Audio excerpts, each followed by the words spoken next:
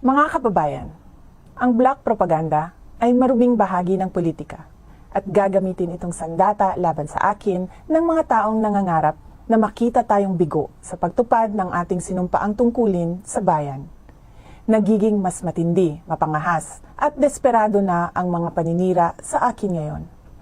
Bahagi ang mga ito ng isang organisadong demolition job na ang layunin ay sirain ang aking integridad at gumawa ng imahe na ako ay isang mamamatay tao na korap, abusado, taksil, at isang warlord. Makikita natin ito sa pag-atake sa confidential funds, pagpapalaganap ng video sa Commonwealth traffic, paggawa ng issue sa pagtatag ng security para sa opisina ng Vice Presidente, paglabas ng testigo na umano'y ako ay kaparte ng Davao Death Squad, sa malisyosong ulat tungkol sa aking mga baril at ang pambabastos sa relasyon namin ng aking asawa.